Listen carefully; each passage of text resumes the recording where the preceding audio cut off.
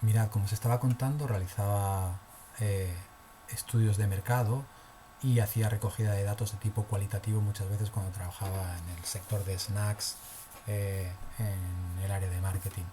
Entonces, esos datos que yo recogía o que yo fabricaba o construía a través de unas azafatas que me ayudaban en una prueba de sabor en una universidad, era lo que se llaman, o son lo que se llaman en los estudios de mercado, datos primarios. Es decir, es información creada y desarrollada expresamente dentro de la investigación. La hemos diseñado en la propia empresa y recogemos nosotros los datos, no lo ha hecho nadie nada más que nosotros, son nuestros datos más simples, los datos primarios. Pero en ese estudio de mercado también se pueden recoger datos secundarios, es decir, no los hemos fabricado nosotros, nos vamos a las estadísticas de acceso público que ya están elaborados por otras instituciones, ya sea el Instituto Nacional de Estadística, sobre los segmentos en el consumo de productos de impulso, o podemos ver en las revistas específicas de nuestro sector investigaciones que hacen profesionales para explicar la situación competitiva en un sector y también nos servimos de ellas en nuestros estudios de mercado. Esos tipos de datos que no los hemos producido nosotros, que son públicos y los podemos sumar a nuestros datos primarios, son lo que se conocen como datos secundarios. ¿Qué es lo siguiente que se haría? ¿O qué es lo que yo hacía cuando recogía estos datos? Pues lo que hacía era clasificar y organizar. Normalmente esas encuestas venían en papel porque se rellenaban en el momento después de hacer una cata de un producto o la prueba de un producto. Y entonces había que clasificar, estructurar y editar esos datos, perdón.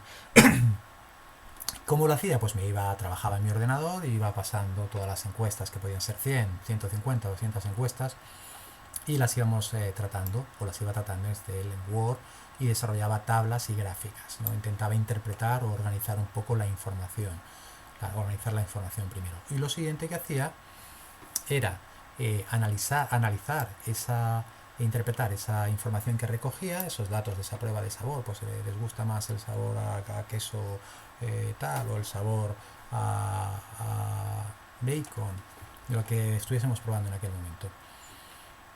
¿Qué hacía? Analizaba esos datos e intentaba encontrarles un sentido. Esta es la fase fundamental, es decir, interpretar, porque estamos hablando de datos primarios de un estudio de carácter cualitativo, subjetivo, y sacaba algunas conclusiones sobre qué sabores gustaban más, a quién gustaban más, si era general, si era solo le gustaba más a las chicas, a los chicos, ese tipo de cosas. ¿Qué hacía con eso? Pues finalmente preparaba un informe que iba a la dirección de marketing y luego a la dirección general. Es información muy importante para tomar decisiones a la hora de producir, de cambiar un sabor, de meterse en producir un nuevo producto que requiere una inversión en tecnología.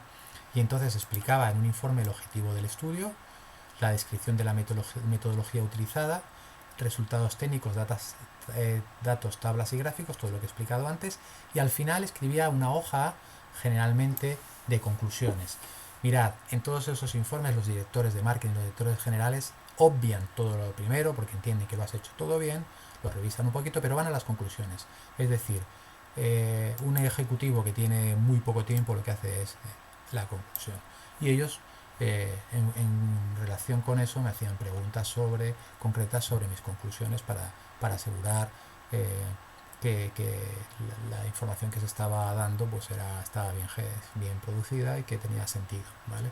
Así que recordad que en un informe de marketing lo más importante siempre son las conclusiones del informe. La metodología tiene su importancia técnica, pero lo más importante son las conclusiones. Bueno, aquí lo dejo por ahora, chicos.